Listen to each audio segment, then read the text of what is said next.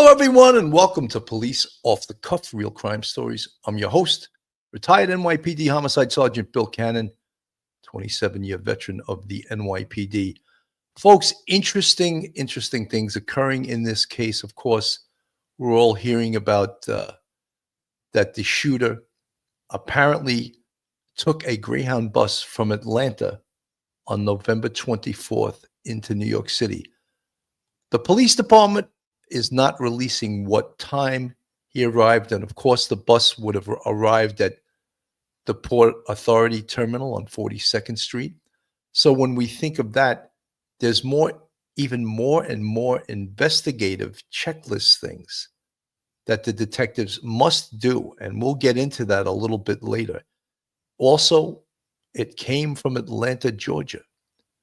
Does that mean that the shooter is from Atlanta, Georgia? Or did he just use that city to depart from on his way to New York on this mission he was on? There's no doubt this was a mission that he was stalking the CEO of United Healthcare, Brian Thompson.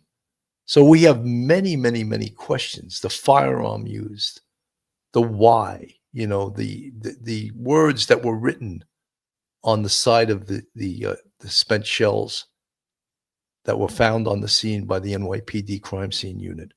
All of these give us pause. Now we can tell that the New York media is already starting to say, why is it taking so long? This is how spoiled the media is in this town. They expect, like the people do in this city, immediate gratification, immediate results. This is a very difficult investigation, but the NYPD is on it. They are 100% on it, and there will be an arrest in this. And as we said yesterday on our show, we believe, we, meaning myself, Detective Phil Grimaldi, and Sergeant Mike Geary, that the NYPD has this guy identified, that there's a name to this face. Well, why aren't they releasing it? Well, they don't want him raised up. He's already out of the city, no doubt. But why let the perpetrator know that you know who he is? And we're going to tell you why we believe that. Why do we think that the NYPD knows who he is? So, folks, hold on to your hats. Hold on to your drink. Hold on to your loved one. You're about to enter true crime from a police perspective. You're about to enter the off-the-cuff zone, the police off-the-cuff zone.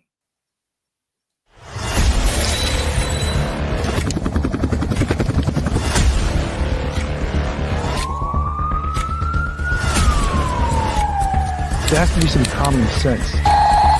They were the ones who called 911 to get him help, and now they're calling for change.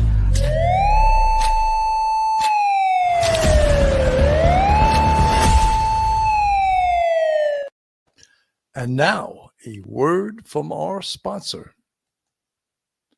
BetOnline continues to be the world's most trusted betting platform and your number one source for online betting. From the earliest odds to in-game live betting, BetOnline provides you with all the action and the ability to watch the games as they happen. With the largest selection of odds on everything from football, the NBA and college basketball, NHL to UFC. Head to BetOnline today and don't forget to use promo code BLEAV, BELIEVE, for your welcome bonus on your first deposit. BetOnline, the game starts here.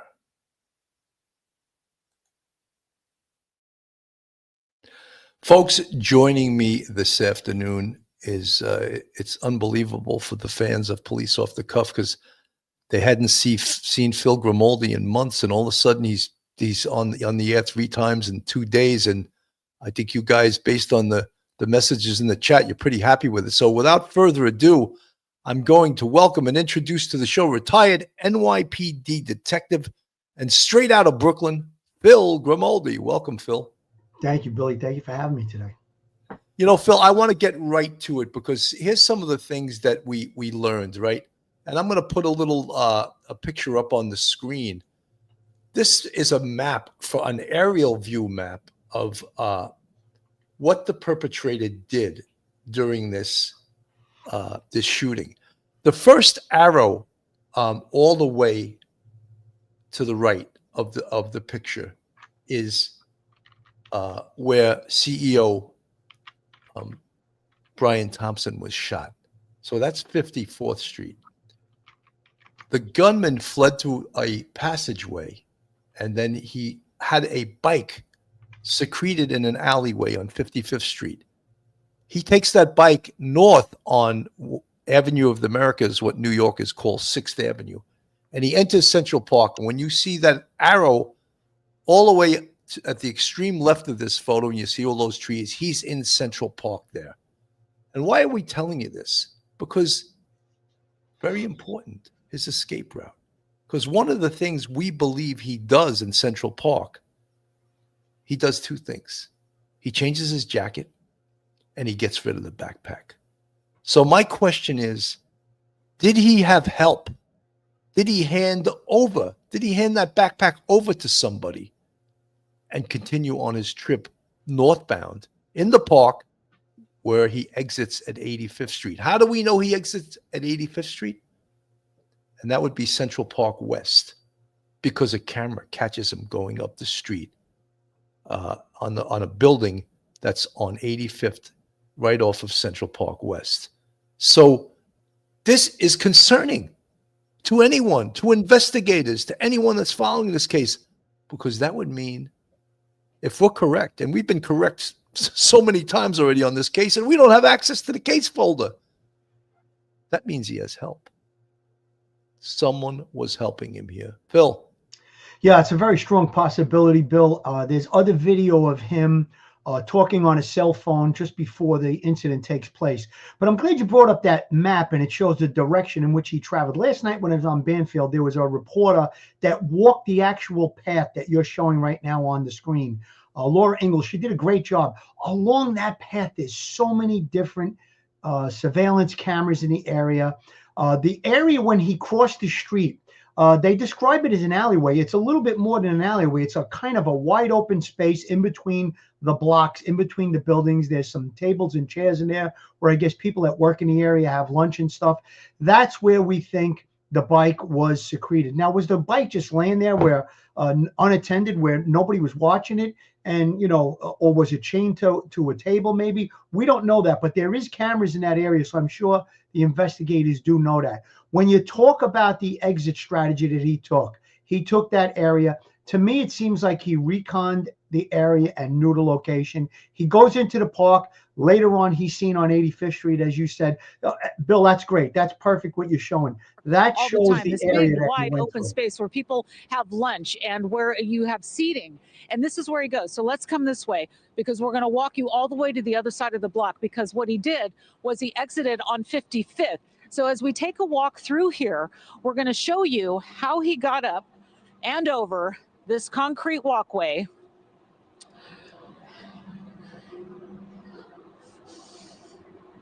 Are there cameras? I'm looking for cameras. All right, so now we're in the passageway between 54th and 55th. This is the passageway where investigators reportedly found some type of a phone. Whether or not it was a burner phone, we still don't know. But take a look at this. There are cameras everywhere through this passageway. So we're going to walk you down these steps, and you can see it's a pretty clean exit as you get to 55th Street. So down the steps he goes and reportedly turned right.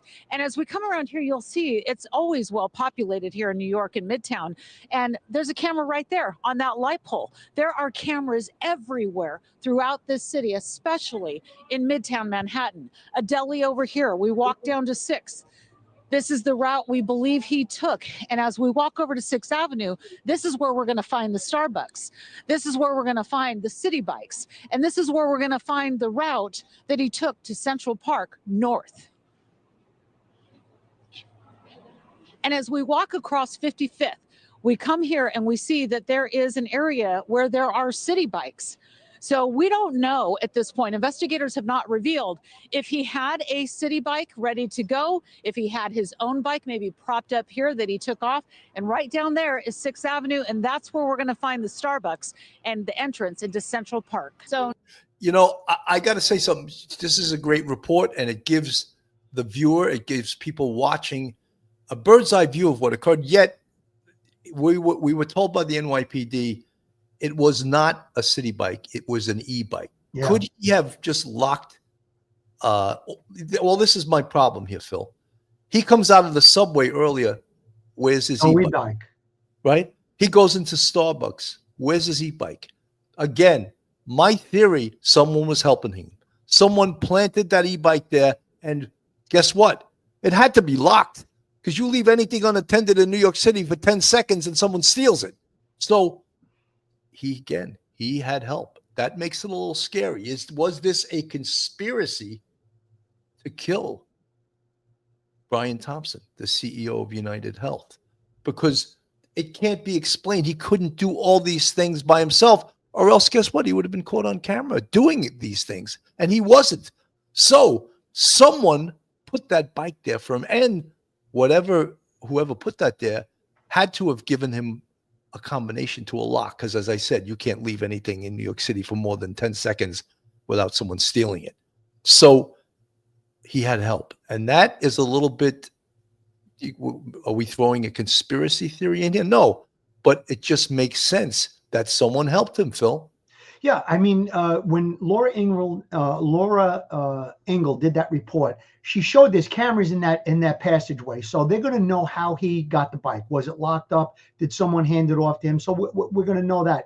Now they can also go back on those cameras. Most cameras have a memory of up to 30 days or more, so they're going to be able to see when that bike was put there as well. So those are going to be very, very important elements of this whole situation.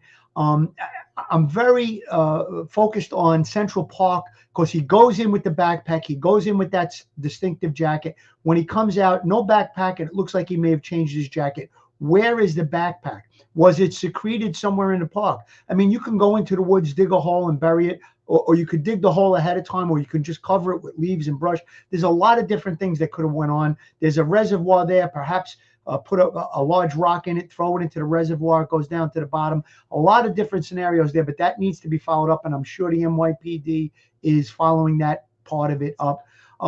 In my opinion, it seems like he was talking to somebody on the phone. Perhaps he is speaking with someone. He's communicating with someone else. The likelihood of a conspiracy is definitely there, Bill. I agree with you. It's a possibility.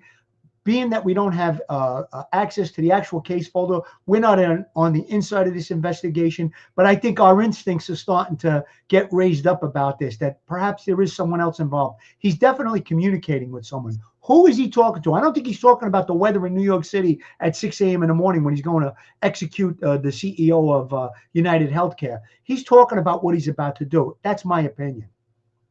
You know, Phil, but again, through his mistakes, and we voiced our opinion, Bobby Chacon, who I respect, the FBI agent who has been on our show and has been all over the media talking about this, we feel he's not as people would put it, in a professional assassin.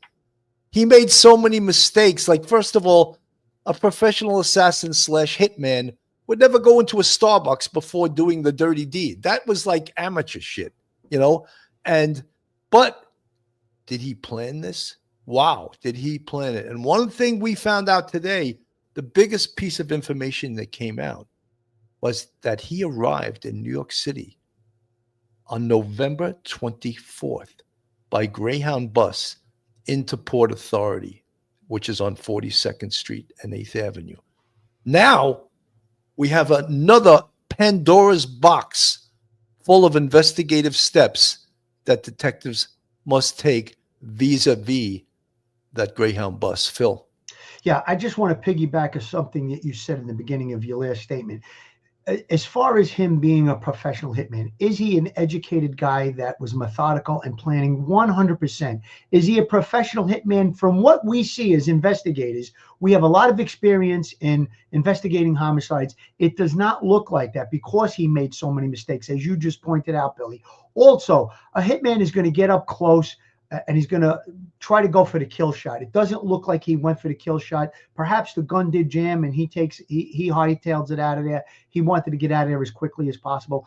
But that does not mean that he did not put a lot of time, effort.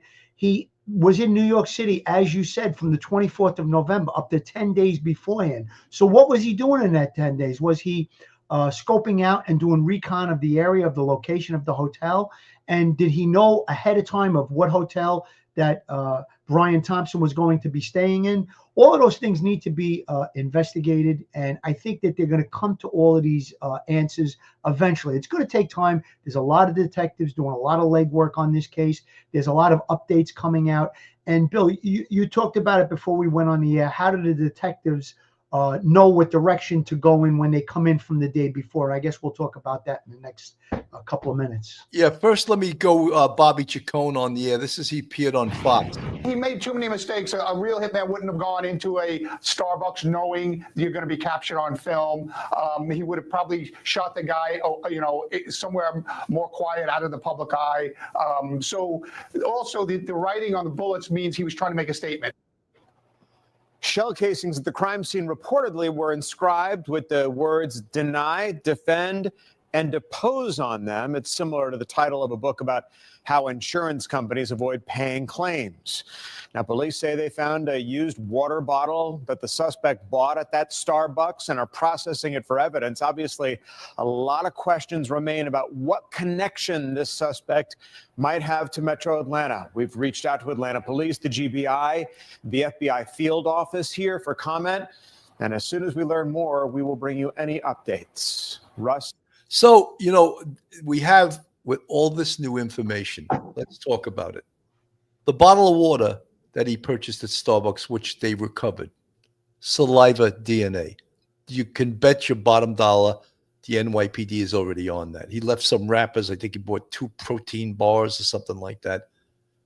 Where the bike was apparently secreted, or where they found it, they found a cell phone. No doubt it's a burner cell phone. But guess what? He used it to make calls. So with that phone, they can find out who he called at that specific time. You can bet they're going after whoever he called, because they're looking to identify this guy. Now, with all these pictures, and with the picture of him with his the smiley picture right there, someone, again, people may say, oh, that's not good enough for facial recognition technology, but that certainly is good enough for someone that knows him to say, that's so-and-so, and call 1-800-577-TIPS and say, that's so-and-so. I know him. He's from here or there. The other thing that's unclear to me, and I know that the detectives, they absolutely did this. They went to the hostel. He checked into the hostel, right? He had roommates. They were interviewed in depth. I saw one of them on CNN, and she didn't ask him the right questions. So the first question I would have been asking him, what kind of accent did he have? I mean, that gives it away, right? How did he speak? Did he have a foreign accent? Did he have an Italian accent, a French accent, a regional accent? That would give investigators somewhat of an idea where he was from, unless he's a professional voice artist too and hides his voice. But again, all those things, the front desk, they know that he presented a false ID to get into the hostel. It was a New Jersey driver's license. Not unusual. You can buy fake ID all over New York City. Absolutely. But guess what? That shows premeditation and that he was planning. He doesn't want, well, clearly, intellectually, he doesn't want to get caught, but the little messages he left on those shell casings says something different. He wants to make some type of political statement. And there's another reason, the deny, the defend, depose. There's another reason I think he may have had help. Could this be an organization that hates healthcare? The CEO of a healthcare, United Healthcare, one of the biggest healthcare companies in the nation. Is this a political statement against that company and against this CEO in particular, and the healthcare business in general? The other thing is, and everyone's baffled by this, why did this CEO whose salary was $11 million per year, who's worth about $50 million. Why did he not have security? And apparently he used to have security. That's not used to. All you need is one time to kill somebody, you know? And as you alluded to yesterday when we discussed this, Phil, what the security team, part of their duties would have been before Brian Thompson left his hotel room, which was just across the street from the Hilton, they would have done something that's called the advance team. The advance team would have scoped out the route he would take to the Hilton, which was a very short route, and they would have made sure that there was no one suspicious or any threats out on the street. And if there were, they would have held him till they cleared these threats. Phil. Yeah, that would be called like you said, an advance, a threat assessment. You're going to go out onto the street. He's going to take this short path to the other hotel. You're going to take a look around and see, is anybody mulling about that doesn't belong there? Perhaps there's a car double parked or somebody waiting for something. But if you see something that's out of place, you're going to want to go over. You see a person hanging around. Why are you here? What is your business here? You're going to want to find that out before you're going to take your principal from one location to the other. You're going to do that threat assessment. Going back to the evidence that you talked about, the water bottle, the wrappers, you're going to have DNA, you're going to have possible touch DNA, and you may also have fingerprints. The cell phone, even if it's a burner phone, it's going to have a list of calls that were made. It will also show the locations that phone traveled. So again, that phone could be very, very, very important to prosecute in this case later on down the line. It's going to have a lot of information on it. Whether it be his phone or a burner phone, it's not going to matter to a great deal, but it's going to show a lot of information. With regard to him not having security, he may have had security while he was at home base, where U.S. Healthcare is, where he's from in Minnesota. However, figuring traveling to New York, maybe he had a little bit more of a safety feel. He didn't feel it was necessary. Perhaps the people on the security team didn't think you're only going from the hotel to the conference right across the street. And I guess that was obviously a mistake. He should have had security, especially if the threats hit a level that they thought these are serious threats. They're making threats against the CEO's life.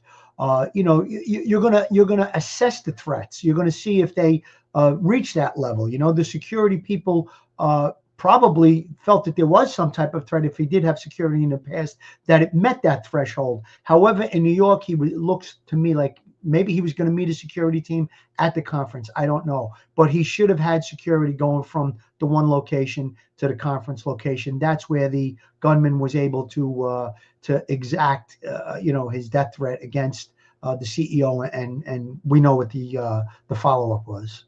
Phil, with this new information we have, okay, he arrived on 11/24 on a Greyhound bus from Atlanta, Georgia, to the Port Authority in New York. Now, we find that out. I'm the boss that ran in this investigation. Well, I wouldn't run it if I was the sergeant. I'd have a lot to do with running it, but you can bet your bottom dollar that the chief of detectives is at either at Midtown North Precinct or at Manhattan South. Well, Midtown North Precinct, that's where it's run out of. He's going to be there because this case is such a high profile, not just national case, an international case. Absolutely. Everyone's eyes are on New York City. So all the best investigative minds on this police department, NYPD, and you can bet your bottom dollar they're reaching out to the FBI. They're reaching out to Homeland Security. They're reaching out to the Port Authority police. All hands on deck, full court press, all the euphemisms you use in this business to get this guy. Because guess what? The media is already saying, it's 36 hours. He's not arrested. I want to strangle some media people when they say that. Not literally, but they're already spoiled. Why don't we have this guy yet? Well, it's a little more complicated than that, right? He did a lot of planning. I think, and as we said earlier, Phil, I think he's ID'd. And they're not putting his name out yet because of numerous reasons. They need to keep that, as we would say uptown in Harlem, on the DL. On the down low. They need to keep that on the down low until such point that they feel they should release it to the general public. Every single minute, the press is calling them, you got an update, you got an update. Let me just mention something that Phil alluded to before. You folks may ask us, how is the communication done between the detectives and everyone working this investigation? Well, detectives and cops and police bosses, they're human beings. So they actually do need to eat and sleep.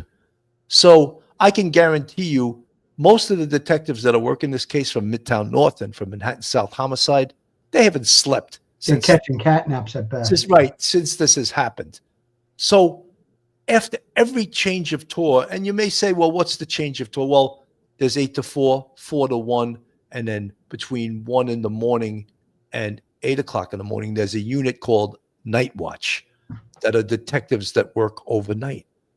So you might not do it on the hour, but as the new tour comes in, you have to update all the detectives and all the bosses as to what happened in the previous 8, 10, 12 hours. Everyone gets in a room. Everyone. Chief of detectives, bosses, captains, lieutenants, sergeants, detectives, and probably the case detective, which this case detective would be from Midtown North Precinct, and the homicide detective, or potentially their bosses, they give a presentation. Where are we right now? What do we have right now? And then if you're a good boss, which I think most of the bosses on this case will be, you let every single detective that wants to speak and tell the entire room, this is where we are. This is what I found out. I spoke to this person. They told me this. I got to follow up. Boom. Thank you. Okay. What do you got? You're describing spitballing, Billy. Oh, yeah. There's no place in this world for shy detectives. Everyone gets up and speaks. You're too nervous to speak. You shouldn't be a detective. Everyone exchanges the investigative leads, what they found out. Based on that, we all put our heads together and we start giving out the assignments for that tour. This is what needs to be followed up on. This is what we have, and this is what we're looking to get. You can bet your bottom dollar, if I'm the boss, all right, go to the chief of detectives. You two guys are flying to Atlanta. You got to go to Atlanta. Why? I'll let you answer that, Phil. Why do the detectives got to go to Atlanta? Oh, that's a biggie because we're going to look for video. I mean, I talked about it earlier. A lot of these video systems, security systems, the cameras, they have memory 30 days or more. So they're going to look to see who is he at the bus station with in Atlanta. Did he have someone with him? Was somebody accompanying him? How did he get there? How did he pay? Did he use a credit card? The actual bus that he was on could possibly be a crime scene where they'd want to see if there's any fingerprints where he sat. I mean, that would lock him in, that this is the person when they get him, that he was on this bus that traveled from Atlanta to New York City. There's a lot of different things that have to be done. Even, let's back up a little more. He came into Grand Central from Atlanta. I'd want to go to the Grand Central and see, did someone meet him at the bus station when he came into New York City, when he got off the bus? Was there somebody waiting for him to greet him and help him and help him carry whatever he was carrying? There's a lot of things that have to be done. But real quick, Billy, when you were describing the way that we have that TAC meeting, or you want to call it an investigative meeting beforehand on a daily basis, I worked on a homicide of a police officer back in the 90s. Ralph Doles was killed, and I was part of the task force, and that's exactly what we do. We'd come in the morning, all right, overnight, night watch, develop this, and that.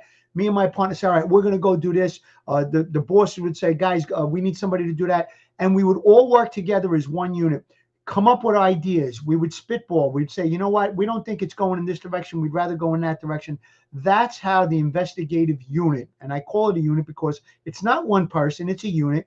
That's how the investigations of homicides take place. So now you have a team of guys, and now they're revving at a high pace. They're moving forward. They're following up the leads. You go where the evidence takes you. And then the other thing that's very, very important in this case, his face has been plastered all over the media for the last couple of days. I guarantee there are tips coming in with regard to who he is and his identification.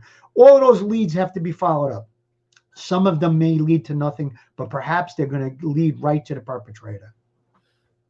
Good point. Paige Willow, the bus started in Atlanta. Doesn't mean he got on there. Paige Willow, thank you. You're right. You're right. Absolutely. But that's why I want two detectives. I want them to interview the bus driver. I want them to find out, if they possibly can, who was on that bus.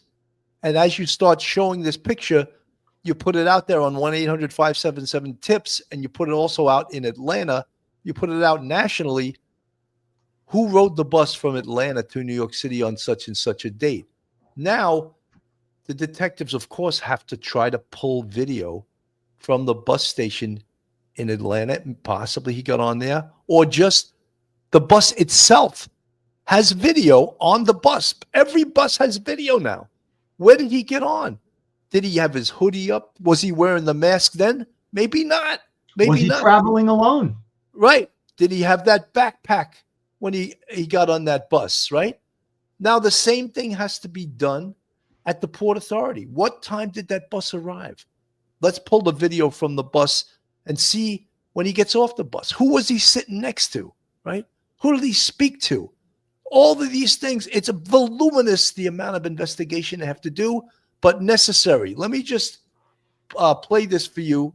Shared the following statement with Fox saying, quote, "We're fully cooperating with authorities on this active investigation. As it is ongoing, we cannot provide further comment at this time." Police also shared a clear photo showing the face of the man that they believe shot and killed United Healthcare CEO Brian Thompson outside the Hilton Hotel in Midtown Manhattan. They searched a hostel about 3 miles away from the crime scene, where sources tell Fox News that the suspect checked in using cash and a fake ID. He made too many mistakes. A real hitman wouldn't have gone into a Starbucks knowing you're going to be captured on film. He would have probably shot the guy, somewhere more quiet, out of the public eye. So also the writing on the bullets means he was trying to make a statement. Shell casings at the crime scene reportedly were inscribed with the words "deny, defend, and depose" on. We know all of this. We know there's a political angle to this. We believe, based on what we're seeing now, that he had help. He didn't do all these things himself. So that's the detectives are all I'm telling you things that I know from experience from working big cases like this. I don't know this as a matter of fact. I don't have access to the case folder. I just know how this works. All right. So earlier on, when this first happened, Phil was on the show and we spoke about a concept known in law enforcement as victimology. And we want to know everything about Brian Thompson. And there's been a lot put out in the media, his salary, the fact that he was separated from his wife. He has 2 sons that are in high school. He recently made a rather large stock trade of his company shares in the stock. And shortly thereafter, the government came out with an announcement that there was an investigation against United Healthcare and what happened to the stock. The stock took a dive. So some people could find that pretty suspicious, right? So there's many factors. And so we don't know his personal life. Many people ask the question, if he had a conference in the Hilton, why did he stay across the street at the Luxor Hotel, Luxur, probably a lot fancier than the Hilton? Perhaps that's the reason, but we don't know that for a fact. What was the results of the search warrant conducted on Brian Thompson's room in the Luxor Hotel? Did they find any evidence there that concerned the NYPD? Did he know he was being stalked, that he was being tracked, that he was being hunted like an animal by this guy? These are all things that detectives have to cover the bases on. And again, it's a voluminous investigation. The other thing is, and we mentioned this yesterday, could this shooter be a corporate terrorist? Could he be? Could he be part of an organization? So we absolutely want to reach out to the FBI. What do you got? What do you got of people, hate groups that hate this company? And there may be so many of them because healthcare seems to be a target. What do you have? Do you have any hate groups that has indicated that they're going to do something to United Healthcare? So we have to go to all of our law enforcement partners, reach out to them. And as we say, we use these cliches. It's all hands on deck and it's a full court press. Phil. Yeah, Billy, when you look at what happened over the last couple of days and you monitor social media, there are a lot of people that talked about horror stories that happened in the healthcare industry with insurance companies where they denied claims, people died, people had cancer and were denied healthcare and stuff like that. So is this exactly what you said? Is this an anti-insurance, healthcare insurance company activist that was acting on behalf of corporate terrorism, so to speak? Or was this a red herring to throw investigators off, putting the names of deny, depose, and defend on the shell casings to throw investigators off? That really has to be determined. Last night on Banfield, she talked about that, and it's really kind of up in the air. It can go either way. I'm leaning more towards a disgruntled person or persons regarding activism against the healthcare industry. That's my gut feeling. Although the possibility does exist, like you said, millions of dollars were lost based on the fact that they traded stocks right before the investigation became public. There were things done within the company that a lot of people were unhappy with. So is there a possibility people wanted to get at the CEO for those reasons? And then we have his personal life. We don't know exactly what was going on in his personal life. Yes, him and his wife were living apart, but it seemed like it could have been amicable. We don't know what that situation was like. Those are the hard questions that the investigators will have to put to the family, to the wife, to the children, to the relatives, to the friends. We have to ask these hard questions. And then you're going to get a profile of what was going on in his personal life.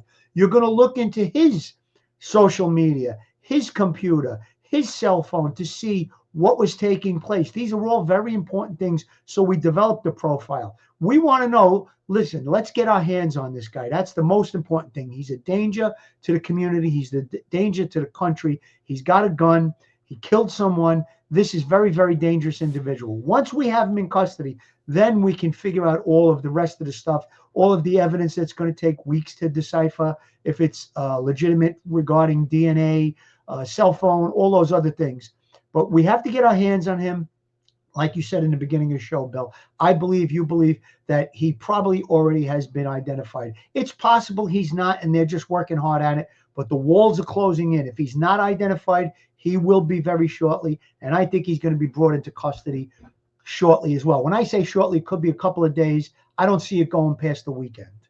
Phil, one of the things, and that's a great point, is that, when we mention all the evidence that they have, potentially they have DNA. So if the DNA is identified, one of the first things they will do is they will put it into CODIS, which is the combined DNA indexing system, right? Now, CODIS will only identify DNA of someone that's been arrested for certain felonies or if the DNA matches a crime scene. So that's still, he may not be in CODIS, but does that mean that the DNA is not valuable? No, it's still valuable because we're going to catch him at some point. Also, familiar DNA, Billy. They can put it into those companies that do family tree and stuff like that. Some of them are public, some of them are not. You never know. You can come up with a well, if it comes up to that, you're talking about investigative genetic genealogy. Exactly. That's hopefully it doesn't get to that. But when they do arrest him, and I believe they will be arresting him, this is evidence against him. Your DNA was found in Starbucks, where we have video of you purchasing these items. And then they just, we always say, Phil, investigation is like what we learned as children. Connect the dots, right? And juries love to hear that the dots were connected because wow, this is the guy. And especially when they don't have the clear picture. His next picture will be clear. It'll be his mugshot.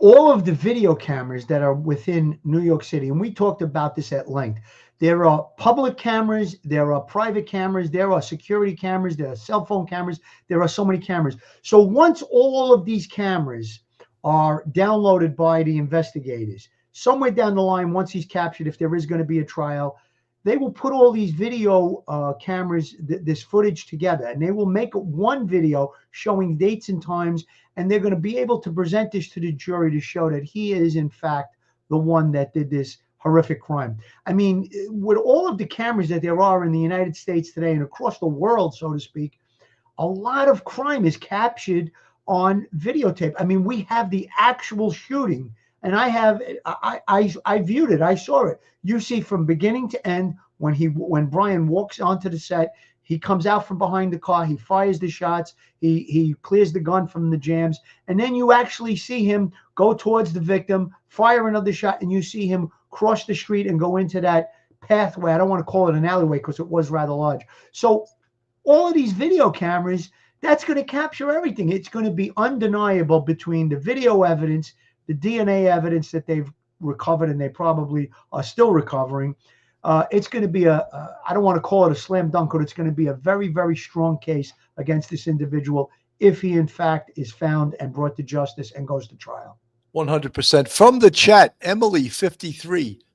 Well, how do they know it's a fake ID? They knew that much, so they are on to something. That's all I'm saying. Emily, they know because they did computer checks. They did an investigation on the ID and to see if anyone fitting that identification, it was probably a fake New Jersey license. So they can discover that right away. But then they do certain computer checks saying this person does not exist. You know, most driver's licenses today, they have watermarks, they have holograms on them. So the people that sell these fake IDs, they can copy them and it looks like it's there. But then once you examine it, any investigator, anybody that's schooled in law enforcement is going to be able to tell it's a fake ID pretty quickly. But Billy, you're 100% right. They're going to look for that person's name and try and run it down. And they'll be able to determine rather quickly that it's a fake ID. And again, if you go into Times Square, you can buy these fake IDs. There's all they're looking for is money. You hand them a $50 bill, $100, whatever it is, and they're going to put whatever name you want on there, whatever date of birth, and they're going to put your picture. So fake IDs are a dime a dozen in New York City. Raul Thomas from the chat. Any hostels in Atlanta near the bus terminal? Raul, great question. First thing I would do if I was the boss running this case, the two detectives that I send to Atlanta, I'll have them canvass near the bus station for what you just described. Any hostels in Atlanta? I'm sure there are. I don't know if there's any near the bus station. You know, that also is when we think, did he have help? Was this an organization that put him up to this? Well, if it was, it's an organization with not much money because he was staying in a hostel, you know. In a hostel, I think this hostel that he stayed in on the Upper West Side, you share a room with strangers. And I believe it costs about $100 a night. So by New York City standards, that's bargain basement rates. But yet you're not getting your own private hotel room. So again, if he had help, if this is an organization that was funding him, they really don't have that much money, you know. So it's again, we're thinking he had help, but we don't know from where or from who, or is it from an organization or just an individual. You know, Billy, the major hotels in the city, they will not allow you to pay cash. They want a credit card. That's something that happened after 9/11. They don't really allow cash. However, the hotels do allow, because it's a small amount of money, I guess, and you're sharing rooms, they accepted. They say that he paid in cash. But there's other things, you know, when you're talking about sending the detectives to Atlanta, there's going to be video cameras there. We're still within that window of 30 days where cameras you'll be able to go back. So now you could see what direction he came from. And again, was he dropped off? Perhaps there's a plate number of the vehicle he was dropped off. Is it an Uber? We want to talk to that person. They're going to leapfrog back like they did with all of the leapfrogging that's been done with the video cameras before and after the incident. And they're going to go back and they're going to see who he was, where he came from, how he got there, and then they're going to continue on. You know, York Hunt from the chat, the backpack was gray in one picture and black in another, probably more than one person. York, but we're saying he switched it up. That's why we think he had help. Someone switched up his backpack. We believe that he dumped his backpack in Central Park to an individual or behind a bush, secreted behind somewhere. I'm sure the NYPD has done an exhaustive search of Central Park looking for that backpack. But what if he handed it off to another individual, which is common in the criminal world, to hand off contraband or a gun or something like that used in a crime? So it's not far-fetched to think that. I want to play this from CBS News. Their correspondent is talking about the firearm used in this case. Crime crime and public safety. Anna Schechter, she joins us to go over all of these new details. First, let's talk about the two newest clues, Anna. The suspect's bus ride to New York City and that fake ID he used to check into the hostel. How are police using these two pieces of evidence to help track down their shooter? Well, the bus trip is very helpful because it's a physical thing that investigators can take a look at. That's part of their casing. We know it originated in Atlanta. It's unclear when the person of interest boarded that bus. So that just gives you a sense of where we are in the investigation. There are a lot of tips that have come through with names, and investigators are chasing down all of those, but they still have not nailed down the name of the person of interest who took that bus ride, arrived in New York City, checked into that hostel using a fake New Jersey ID, and stayed for several days. He arrived on November 24th, so that's multiple days before police believe that the same person carried out the attack, Liz. And Anna, we know the victim, Brian Thompson, was shot in the back and the calf. What do police know about the gun that was used in the shooting? Well, the gun is an unusual gun. It's hard to find. It's got a very long barrel, a distinctive look that you can see in the surveillance video of the attack that we've seen on the show today. And it's that's what led investigators to go up to Connecticut to gun stores that actually sell this type of gun. It's a B&T Station 6 gun that he used. Police have told CBS News that it has a silencer on it, so it's quieter. It doesn't make the same kind of sound when a shot is fired. And you saw in the video, we actually stopped that video before the shot came, but having reviewed the video, he fired multiple rounds. And of course, we know that on the casings and bullets, some evidence and clues towards a motive were found by investigators. And that surveillance video, multiple surveillance videos, Anna, that we're looking at are serving as key pieces of evidence in that. How are police using the technology to try to locate this suspect?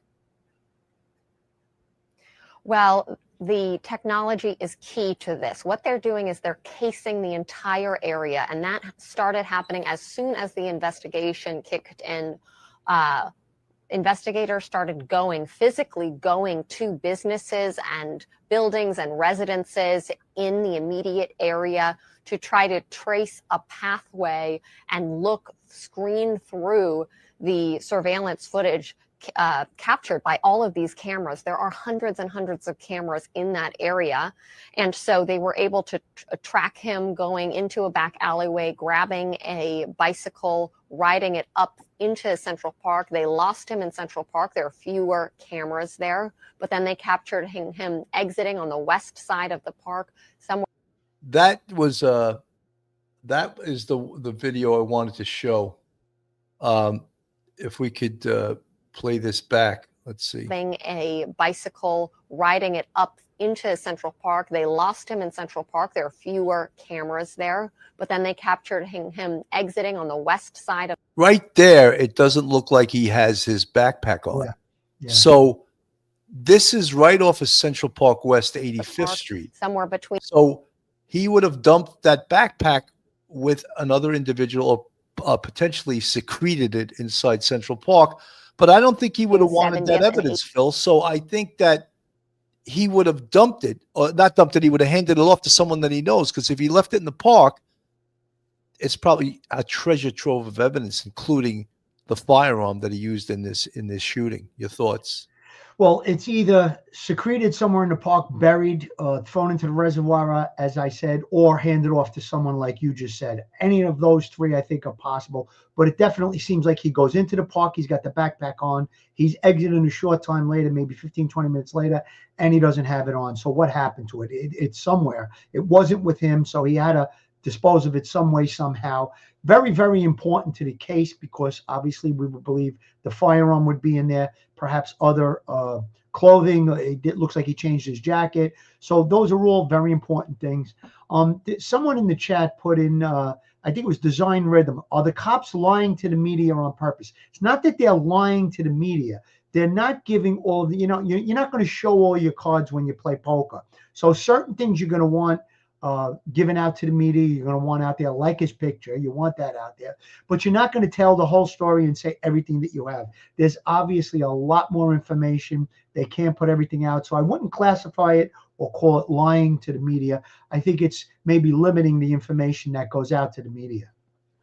Yeah, absolutely, Phil, because look, they have to protect that information. And if he is identified and they have a name, they don't want to put that out there until he's arrested, because he's on the run. Obviously, he knows he can watch TV himself, and he knows that his photo is all over the country, nationally, on a national basis. Folks, this is Police Off the Cuff Real Crime Stories. If you like real crime, true crime from a police perspective, you're in the right location.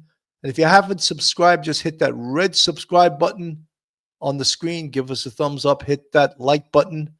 And if you want to contribute to us financially, we have a Patreon with 4 different levels and a YouTube channel membership with 5 different levels. You can join the Police Off the Cuff Real Crime Stories family by supporting this channel. I'm going to go back to this report and then we'll move on from it.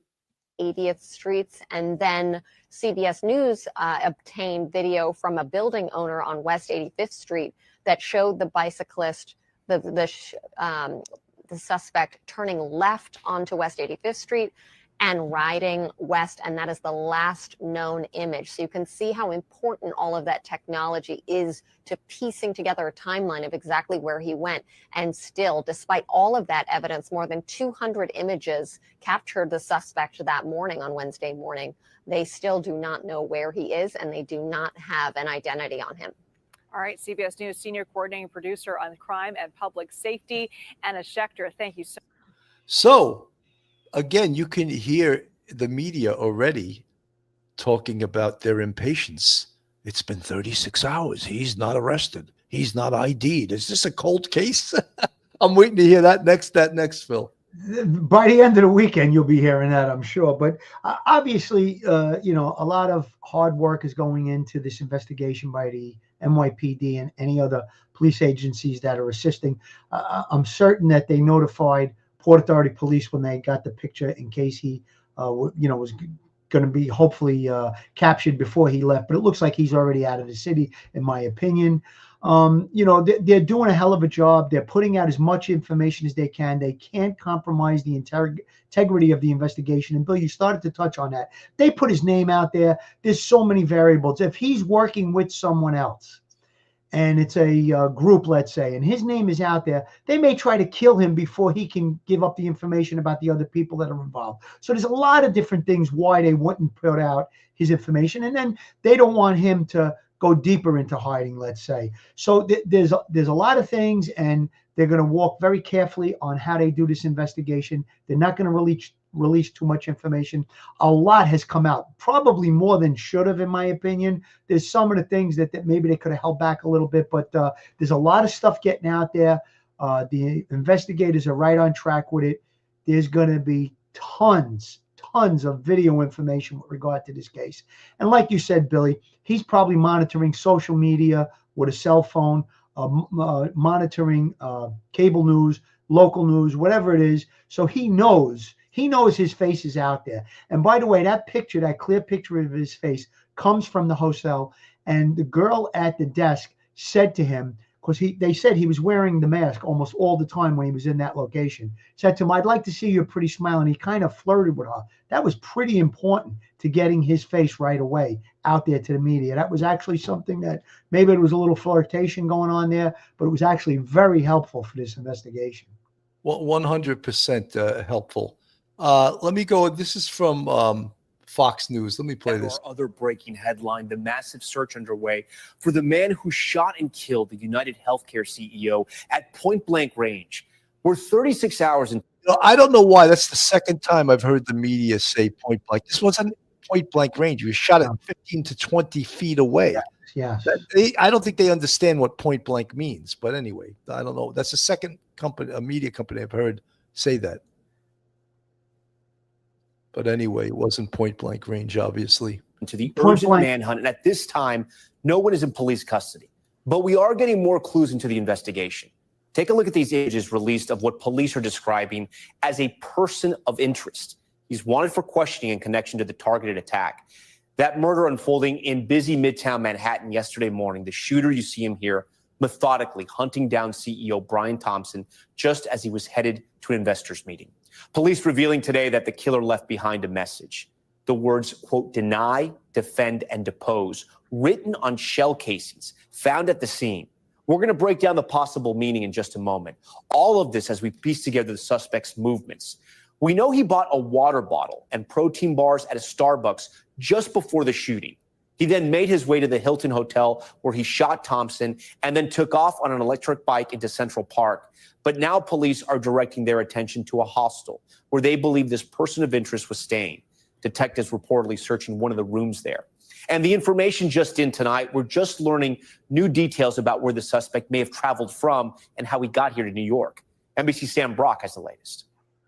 New images tonight show the full face of a hooded man the NYPD is calling a person of interest, wanted for questioning in connection with Wednesday's ambush and early morning killing of United Healthcare CEO Brian Thompson.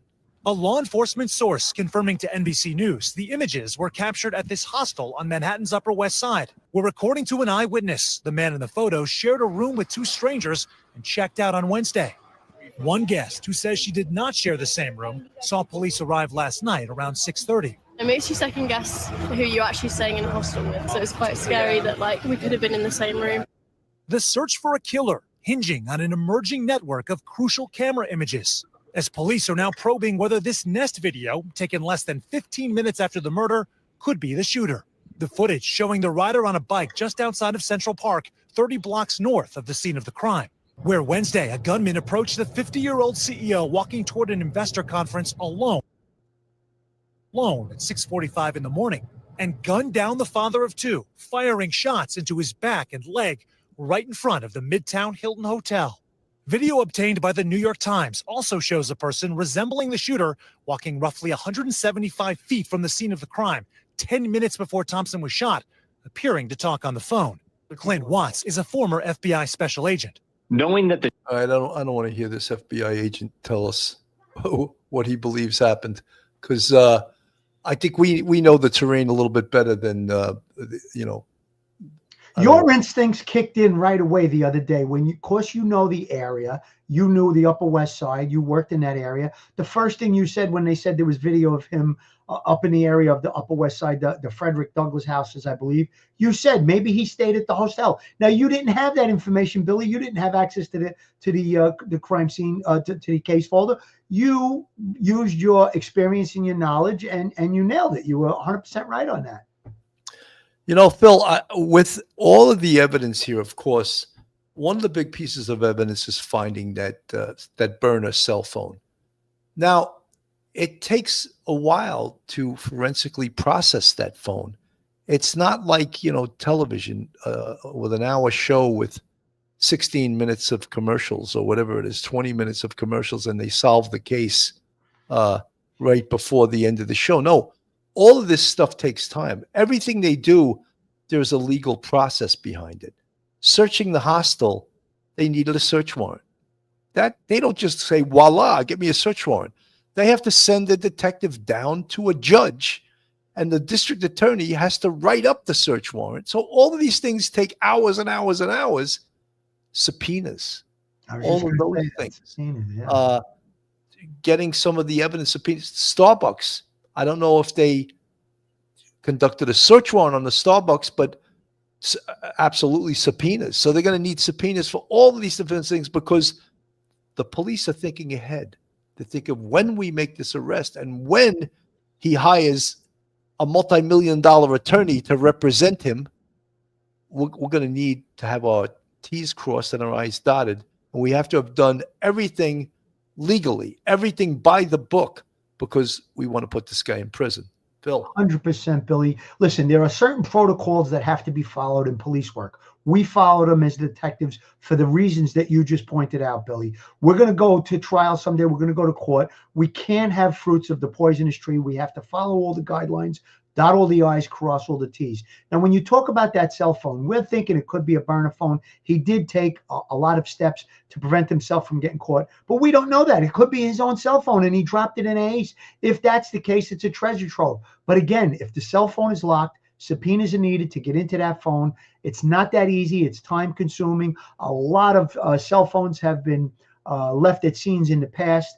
Criminal activity takes place, and these cell phones, they get them from the perpetrator. They're locked. You have to go to the companies. A lot of companies are reluctant to help the police. It takes a lot of legwork, takes the subpoenas, and eventually the technicians will get the phone and they'll try to get into it. Now they have the task of seeing what calls were made, what text messages, what emails, what sites did this person visit looking for information, and what calls were made. All of those things will come out of that phone, yes, but it's not done in a minute like it is on a 60-minute show on television. It's done in a time-consuming, painstaking pace. Absolutely. Judy Moraes from the chat, 12345. What if he's watching this show and learns the police tactics? Judy Moraes, I think he already knows it because he did things that are called in law enforcement countermeasures. And countermeasures are measures taken to defeat the police. And he clearly, part of, countermeasures, wearing a hoodie, covering your face, right? Using stolen ID, reconning the location. Probably, I can't imagine how many times he's reconned that. That's another thing. The detectives will have to go back. Now we know he came into the city on November 24th. Let's see if we can find him on those days.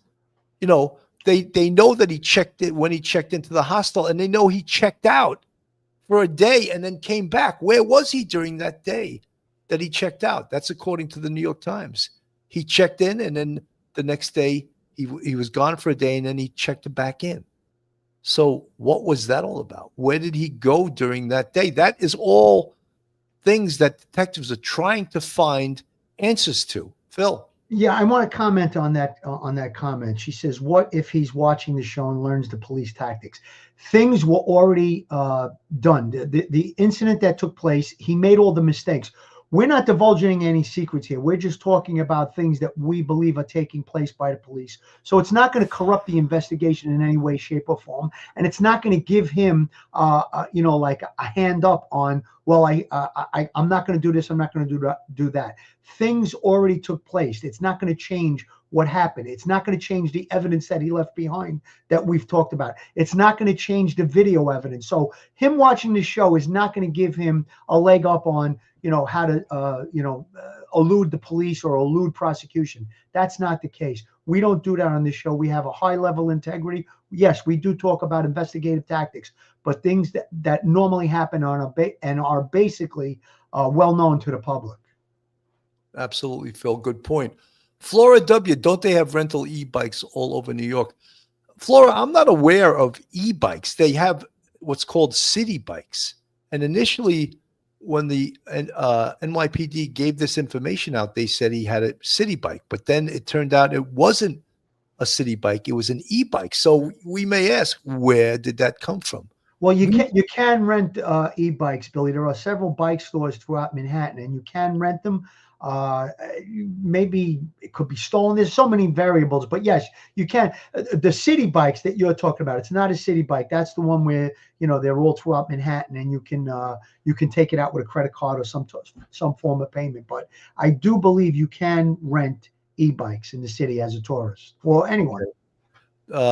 So that there's another avenue of investigation that detectives are going to try to track down. Of course, companies near the hostel, near the Port Authority, perhaps, that rent e-bikes, and see if they recognize this individual. Because obviously, if you rent an e-bike, I think you need a credit card. Could he have rented an e-bike with a stolen credit card or with a fictitious, belonging to someone else? Because he's not going to use his own credit card. Here's another variable, Bill. If he's working with someone that is living in Manhattan or in New York area, and they supply him with the e-bag. So there's a lot of variables here. I would think detectives are going to check all the rental locations, like you said, with a picture of him, a description of him, to see if anyone fitting that description did rent an e-bike, perhaps the day before or somewhere close to November the 24th, when he came into the city and stayed at that hostel. So yes, definitely. But there's also the variable that someone supplied him with it. We don't know that, and we're talking a little bit of perhaps it being a conspiracy. But when you see the amount of angry people that are in social media talking against the healthcare industry, talking against the insurance companies for denying healthcare to individuals with serious illnesses like cancer and heart ailments or whatever it may be, and you see that there's a vitriol on the social media against these healthcare industries and the insurance companies, you can understand why there is a great amount of people that don't like it, and perhaps there is activists, terrorist groups that wanted to carry out such a thing like this. And, instead of protesting or rallying, they're going to go after the CEO of the company. Absolutely. Okay, Miss Girl from the chat. Do you think the other shell casings had words written on them? Did they find 6 in total? Okay, Miss Girl, they found 3 spent shells and they found 3 live rounds, because as you saw him ejecting the slide, what happened was it ejected a live round. And there's a whole explanation as to why he was doing it. The gun wasn't recocking itself the way a normal automatic does, because it had that device on it, which slows it down somehow. And I'm not a firearms expert by any means. Whether all of the shell casings, the brass, and the live rounds had writing on them, unknown. They didn't release that. They just said some of the shell casings they found writing on it. So I don't know if again, there's 6 pieces of evidence on that scene, 3 spent shell casings and 3 live cartridges. So 3 live rounds, 3 live projectiles. People get really technical if you use the incorrect terminology in ballistics, but that's what was found. I hope I answered your question. Billy, are you going to play the video of that BT Station 6 gun? Did you load that or no? I did not. Okay, because that's the gun that they believe it to be. There is some videos. If anybody wants to check it out on YouTube, there are videos of that BT Station 6 gun equipped with the silencer. There was a short one. It was like 2 minutes, and it really showed how that gun really does not make a lot of noise at all once it's fired. And you do have to engage a mechanism to eject the round and load the new round, not like a regular automatic. A 9mm that the police department carries, like for instance a Glock 19 that I own. When you fire the shot, the gun cycles. The gun goes into a cycle where it ejects the round that you just fired, and when it slides back, it loads a new round into the chamber, so you could have semi-automatic firing on the gun until obviously the clip is empty on that gun. This particular firearm, we believe, didn't operate that way. It was equipped with that silencer, and it had to be racked after each shot. Each time he fired a shot, he had to slide the rack to get eject the shell casing and load the new round. Although it did appear, if you watch that video closely, it did jam, and he had to eject rounds, and that's how you wind up with the 3 live rounds on the ground, as well as the 3 spent shell casings, which were fired at the victim in this case. Someone asked from the chat, how did he know that the CEO of United Healthcare was going to be at that location at that time? Phil, you want to answer that? Well, what we're surmising is that it was publicly broadcast that the meeting was going to take place at this specific hotel, the New York Hilton, and there was going to be this conference. The time of the meeting, I think it hasn't been determined. It was either 8 or 9 a.m. He came in early. That's something that I would call sensitive intelligence. This perpetrator was privy to sensitive intelligence because he knew the location where he was going to be coming from. Ordinarily, you would think if the conference is going to be held at the New York Hilton, that the person, the CEO of United Healthcare, is going to be staying at the New York Hilton. No, this individual laid in wait outside the hotel, knowing he must have had the information that he was going to be coming from another location. Did he know it was the hotel across the street? That does seem likely, but perhaps maybe not. He laid in wait right by the entrance to that hotel, the New York Hilton, and he started firing as soon as he recognized the individual. He had to know what he looked like, because he didn't just pick his name out of a hat and not know what he looked like. He's the CEO of the company. There's probably pictures of him on the internet. I don't know if he knew him personally, but he did have sensitive intelligence, and we talked about that today. We've talked about it in the previous shows as well. According to the New York Times, the suspect appears to have arrived in Manhattan 10 days before the shooting on November 24th. That's according to a senior law enforcement official. He came on a bus that originated somewhere south of the city and checked into the High New York City hostel on Amsterdam Avenue near 104th Street in Manhattan. We know somewhere south was Atlanta, Georgia. He checked out of the hostel on November 29th, then checked back in the next day. That's interesting. Where the hell did he go? And I would want to know that if I was investigating this case. When he returned to the hostel on November 30th, the shooter used a fake New Jersey identification to book a room. On Thursday, the police released 2 surveillance stills of the man who is believed to be the shooter with his mask down. The photos appear to have been taken at the hostel, where he shared a room with 2 strangers, the senior law enforcement official said. It remains unclear when the photos were taken. So, I mean, I said earlier on, and I apologize for repeating myself, I would have wanted to interview not just the staff at the hostel, but those 2 roommates. And I'd like to know, what did his voice sound like? I mean, if you saw Phil and I in Atlanta, Georgia, you'd say, yeah, these guys have these 2 guys from New York. Yeah, New York accents I've ever heard. In fact, the one guy's definitely from Brooklyn, so did he have an accent? Did his accent give away where he was from? So all of these things are questions that can only be verified through interview and interrogation. Well, Billy, I got to bring up a funny story real quick because it just hit me. I was in California years ago, and I was in a bar, and I said, "Excuse me," to a girl, and she looked at me and she said, "You're from New York." And I go, "Really? How do you know?" All I said was, "Excuse me." She goes, "Yeah, just like Joe Pesci." So you make a great point. We really have a distinctive accent. And another great point that you brought up, getting a little more serious now, you brought up the fact that he checked out of the hostel and then the next day checked back in. Where was he? Did he go visit someone? Who was he staying with? He had to sleep somewhere overnight. So where was he? That's going to be a point of contention. That could lead to, perhaps, if there is a conspiracy, other players involved in this horrible and horrific murder. Jane C. from the chat, news says gun bought in Connecticut. They're looking at that. They're looking at that. That's very difficult to say it was bought. They don't have the gun. This gun shop, or however they got information. It's a very unique gun, Billy. And here's what I think. I'm surmising. I don't know this for certain, but I think that that's the only location within the metropolitan area where that gun can be purchased. So that is probably why they're leaning towards Connecticut, to see if he purchased it locally. We don't know that, and they're going to look into that. If they recover the gun, they'll have a definite trail of where it was purchased. But they're going to want to look at throughout the country, perhaps, where these guns are sold, because it's not an everyday. It's not a Glock. It's not a Smith & Wesson. It's a very unique firearm, so it's probably not sold in a lot of locations. They're going to probably be contacting the manufacturer if they think it is that particular gun, find out where it's sold, and then they're going to have to go there, do some legwork, and find out who purchased one recently.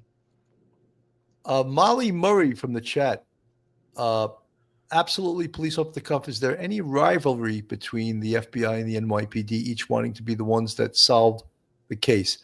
Well, there is a rivalry between the NYPD and the FBI, like there is most law enforcement, but the FBI will, in this case, will assist when asked to. But this case will be fully run by the NYPD, and they will ask other law enforcement agencies for their assistance, as I'm sure the victim is from Minneapolis. I'm sure they have been in contact with their police. In New York City, not only do we have the NYPD, but we have the Port Authority police that would come into play public transportation, airports. Did the shooter get on an airplane on Wednesday and get the hell out of Dodge real quick? Or did he do what he did to get here, jump on a bus? We don't know the answers to that, but the Port Authority police can assist the NYPD. And believe me, the NYPD will not be shy about asking other law enforcement agencies for assistance in the investigation of this case. Phil. Yeah, this is not a federal investigation. This is an NYPD investigation, as you pointed out, Billy.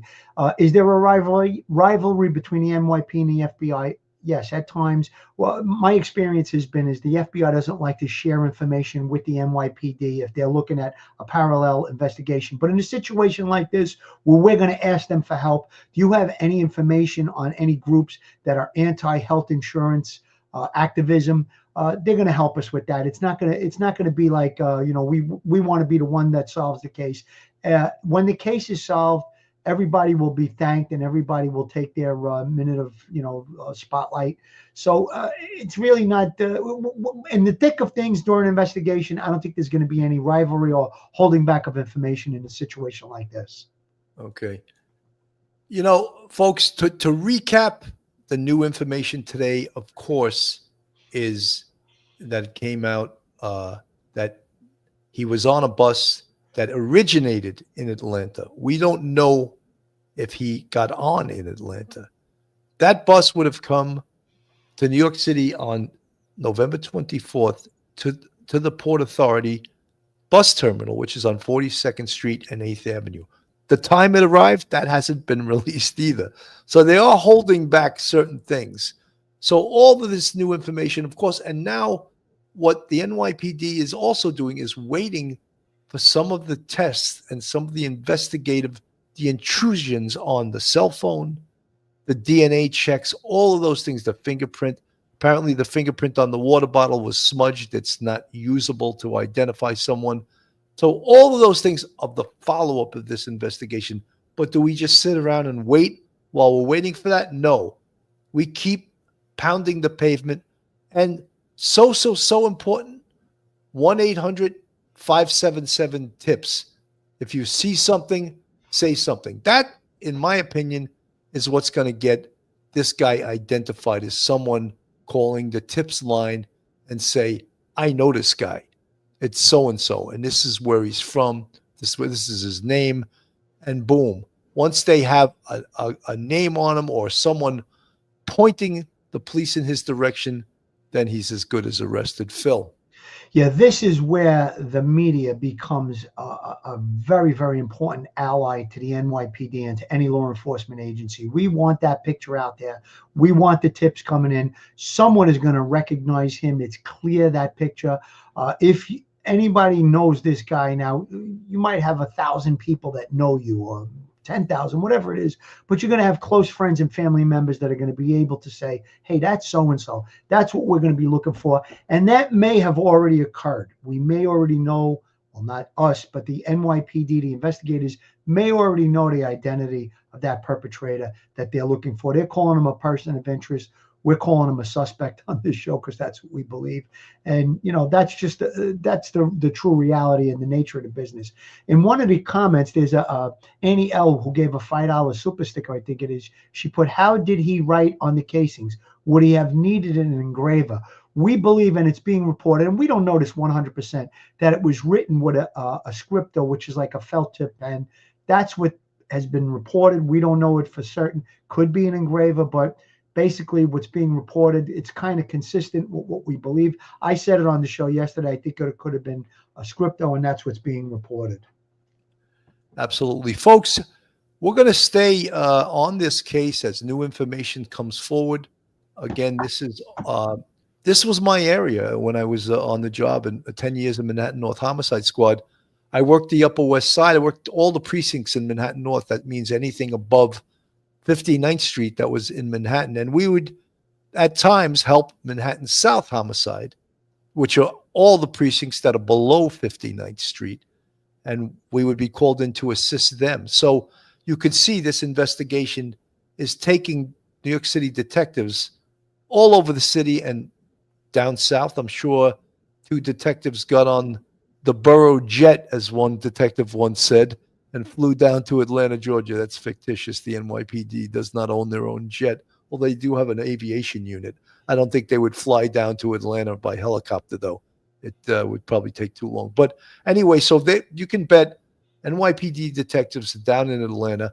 This investigation is intense. It's fully funded, fully operational, and the detectives, believe me, they're not sleeping till this guy is caught. Phil, your final thoughts. Final thoughts. I want to point something out about this podcast, Police Off the Cuff Real Crime Stories, which I've been a part of for about 3.5 years. We used our professionalism, our integrity, and our experience in law enforcement to point out several things on this case. Now, we don't have access to the case folder. Bill nailed it when he said that he was probably staying at the hostel that is right near the Frederick Douglass houses on the Upper West Side. Mike Geary pointed out he probably came and went by Greyhound bus because we believe he might have been carrying the firearm. And I pointed out that the writing on the ballistics on the shell casings could have been in the scripto. Now, all of these things have been reported. They may or may not be true, but this is what you get on Police Off the Cuff Real Crime Stories. There are a lot of other great experts out there, like Bobby Chacon, who's a former FBI agent that worked with the NYPD extensively. You don't get all of this good information on so many other podcasts. This one, I'm telling you, it's really professional integrity, and we give our best opinions from our experience. The other thing I wanted to bring up is, listen, there's a lot of vitriol on social media and in the media in general regarding healthcare insurance companies. There are some bad things that go on, and people go through some real horror stories, but violence is never the answer. I feel for this gentleman, no matter what he did. I feel for his family. They lost a father, a husband, a brother, a son, whatever it may be. So let's keep the family in thoughts and prayers, and let's get our hands on this dangerous individual, and let's uncover what this was all about. Let's get to the bottom of it, get him off the street, and move on to the next investigation. 100%. Annie L., thank you for the $5 super sticker. And again, he wrote on the casings using a scripto. Initially, we thought it was probably engraved in there with some sharp object, but it was reported by the NYPD that he used a scripto pen. Just looking through the chat, I want to thank all the new people that came by today. We see a lot of new names in the chat, and I hope you just hit that red subscribe button. Join the Police Off the Cuff family. By the way, I think today we're going to hit 80,000 subscribers, and it's been a long climb to that. I've been doing this for 5 years now, and it's not easy. You know, it's not easy. It's a labor of love, and I love you guys that have subscribed to us and become part of the Police Off the Cuff family. So, folks, as this case develops and new information comes out, we will jump right on the air, because this is our background. This is what we do. We're investigators. So, folks, have a great day, and thank you for joining us. I'm Bill Cannon from Police Off the Cuff Real Crime Stories. See you next time, and God bless. Stay safe, everyone. One episode just ain't enough.